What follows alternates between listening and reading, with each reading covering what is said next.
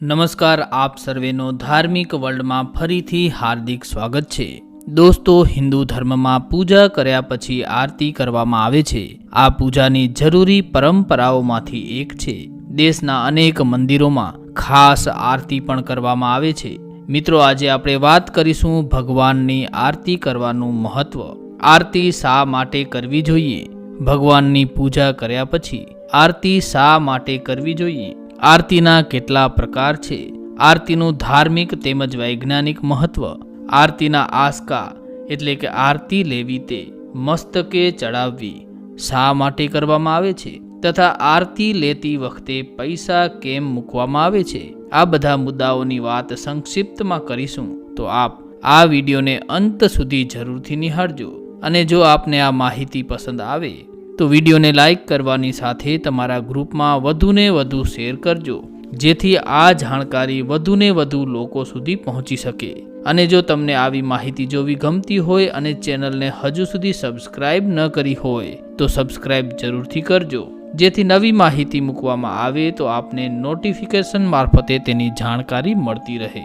દોસ્તો, પ્રથમ વાત કરીએ આરતી કરવાના મહત્વ વિશે. તો પ્રાચીન સમયમાં સંધ્યાપસન કે સંધ્યા વંદના કરવામાં આવતી હતી. પાછળથી તે પૂજા, આરતી અને વિવિધ પૂજા પદ્ધતિમાં ફેરવાઈ ગયું. હવે વ્યાપક રીતે કહી શકાય કે 5 પ્રકારના સંમોહન છે: પ્રાર્થના, ધ્યાન, ભજન, કીર્તન, યજ્ઞ અને પૂજા આરતી. આરતીના મહત્વ વિશે સૌ પ્રથમ સ્કંદ પુરાણમાં ચર્ચા કરવામાં આવી છે. આરતી એ હિન્દુ ધર્મની પૂજા પરંપરાનું ખૂબ જ મહત્વપૂર્ણ કાર્ય છે.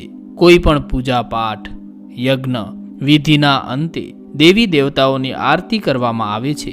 આરતીની પ્રક્રિયામાં કેટલીક ખાસ વસ્તુઓમાં પ્રકાશ મૂકીને ભગવાનની સામે ફેરવે છે. હવે ઘણા લોકોને એ પ્રશ્ન થતો હશે કે આરતી શા માટે કરીએ છીએ? તો આરતી એટલે ભક્ત દ્વારા પ્રભુનું થયેલું ભાવભર્યું સ્વાગત. આરતીનો અર્થ થાય છે કે આત્મામાં ભગવાનમાં રતિ એટલે કે અનુરાગ એવો થાય છે. સંસ્કૃત પ્રમાણે આરતી એટલે આસમંતાત રતિ એટલે કે ભગવાન, અમારો સમગ્ર પ્રેમ કેવળ આપના વિશે જ થાવ. આરતીમાં પ્રગટાવાતી જ્યોત દ્વારા ભક્ત ભગવાનને પ્રાર્થના કરે છે કે હે દયાળુ, જેમ આ આરતીની જ્યોત ઝળહળે છે એમ આપની મૂર્તિ દિવ્ય ગુણોથી ઝળહળે છે. સામાન્ય રીતે ભગવાનનું પૂજન સવારે બ્રહ્મ મુહૂર્તમાં અને સાંજે સંધ્યા સમયે કરવામાં આવે છે. આરતી એટલે ભગવાનને પૂર્ણ ભાવથી કરેલી પ્રાર્થના, ભગવાનનું સ્વાગત કરવાની ભાવના. આરતી એટલે ભગવાનનો આભાર વ્યક્ત કરવાની વિધિ તથા દીપકની જેમ ભગવાન માટે સમર્પિત થવાની પ્રતિજ્ઞા. દોસ્તો, ઘણા લોકોને એ પ્રશ્ન થતો હોય છે કે ભગવાનની પૂજા કર્યા પછી આરતી શા માટે કરવી જોઈએ? તો મિત્રો, આપણા હિન્દુ ધર્મમાં પૂજા દરમિયાન અનેક પરંપરાઓ નિભાવવામાં આવે છે.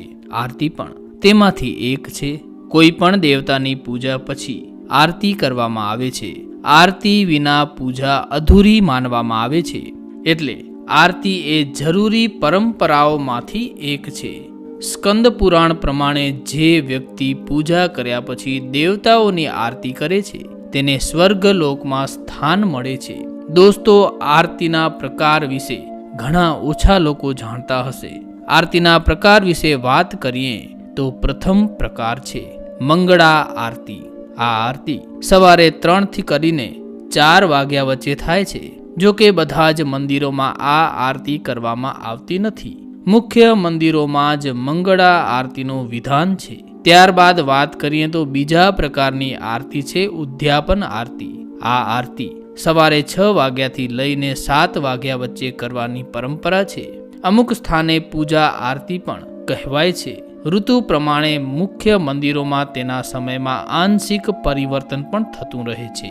આ આરતી પહેલા ભગવાનને સ્નાન કરાવવામાં આવે છે અને ભોગ ધરાવવામાં આવે છે. ત્યારબાદ ત્રીજી આરતી છે શૃંગાર આરતી. આ આરતી સવારે 9 થી 10 વાગે થાય છે. આ સમયે ભગવાનનો વિધિ વિધાન પૂર્વક શૃંગાર કરવામાં આવે છે. પરંપરા પ્રમાણે ખાસ પ્રકારનો ભોગ ધરાવવામાં આવે છે.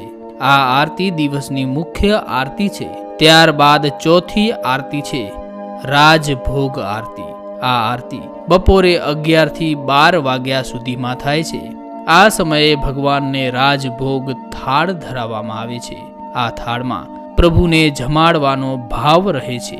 ત્યારબાદ પાંચમી છે પૂજા આરતી. સાંજે 5 વાગે એકવાર ફરીથી પૂજા આરતી એટલે કે ઉદ્યાપન આરતી કરવામાં આવે છે, જેમાં ભગવાનને જગાડવાનો ભાવ રહેલો હોય છે. આ સમયે સવારે કરેલો શૃંગાર બદલીને ફરી નવો શૃંગાર કરવામાં આવે છે. ત્યારબાદ છઠ્ઠી છે સંધ્યા આરતી. આ આરતી સાંજે 7 વાગે કરવામાં આવે છે. આ સાંજની મુખ્ય આરતી હોય છે. આ સમયે ભગવાનને થોડી ખાસ વસ્તુનો ભોગ ધરાવવામાં આવે છે. આ સમયે ભગવાન વિશ્રામ અવસ્થામાં હોય છે. ત્યારબાદ 7મી આરતી છે શયન આરતી. મંદિરના પટ બંધ કરતા પહેલા શયન આરતી કરવામાં આવે છે. તે પછી ગર્ભગૃહના દરવાજા બંધ કરી દેવામાં આવે છે. માન્યતા છે કે શયન આરતી પછી ભગવાન સૂઈ જાય છે. આગળ વાત કરીએ તો આરતીના ધાર્મિક તેમજ વૈજ્ઞાનિક મહત્વ વિશે. આરતીમાં રૂની દિવેટ, ઘી, કપૂર, ફૂલ, ચંદનનો ઉપયોગ થાય છે. કપાસ એ શુદ્ધ કપાસ છે, તેમાં ભેળસેળ નથી. એ જ રીતે ઘી પણ દૂધનું મૂળ તત્વ છે. કપૂર અને ચંદન પણ શુદ્ધ અને સાત્વિક પદાર્થો છે. જ્યારે દિવેટ પ્રગટાવવામાં આવે છે ત્યારે વાતાવરણમાં અદ્ભુત સુગંધ ફેલાય છે. તેનાથી આસપાસના વાતાવરણમાં નકારાત્મક ઉર્જા દૂર થાય છે અને સકારાત્મક ઉર્જાનો સંચાર થાય છે. આરતીમાં શંખ અને ઘંટડીઓ વાગતા જ મનમાં સંઘર્ષનો અંત આવે છે. ઊંઘતો આત્મા આપણા શરીરમાં જાગૃત થાય છે અને મન અને શરીરને ઉર્જાવાન બનાવે છે અને ભગવાનની કૃપા બની રહે છે એવું અનુભવાય છે. મિત્રો, આરતી થઈ જાય ત્યારે આરતીની તે જ્યોત ઉપરથી હાથ ફેરવીને માથે ચડાવાય છે, જેને આરતી લેવી કહેવાય છે, અથવા તો ઘણા લોકો તેને આરતીની આસ્કા લેવી પણ કહે છે. સામાન્ય રીતે તેને આરતી મસ્તક પર ચડાવવી પણ લોકો કહેતા હોય છે.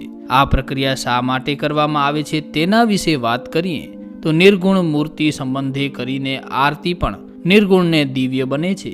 તે જ્યોતિને પ્રત્યેક ભક્ત પોતાની દૃષ્ટિમાં ઉતારે છે. 2 હાથ વડે આરતીની આસ્કા લઈ મસ્તક પર ધારે છે, જેથી આરતીની જ્યોતની જેમ પોતે પણ નિર્ગુણ બને અને અંતરમાં દિવ્યતા પ્રગટે. એવા ભાવથી આરતીના આસ્કા લેવામાં આવે છે. ઘણા લોકો એ પણ કહેતા હોય છે કે આરતી લેતી વખતે પૈસા કેમ નાખવામાં આવે છે.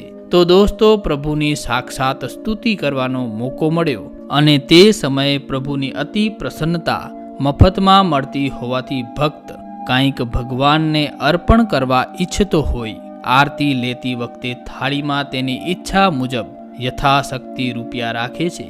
આમાં કોઈને કાંઈ પણ પ્રકારની જબરદસ્તી હોતી નથી. કોઈ લોકો આરતી લેતી વખતે કાંઈ પણ અર્પણ નથી કરતા. આમાં ભક્તનો ભાવ કેવો છે તે વ્યક્તિ ઉપર નિર્ભર કરે છે. તો મિત્રો, અમને આશા છે કે આ માહિતી આપને જરૂરથી પસંદ આવી હશે, માટે વિડીયોને લાઈક કરજો.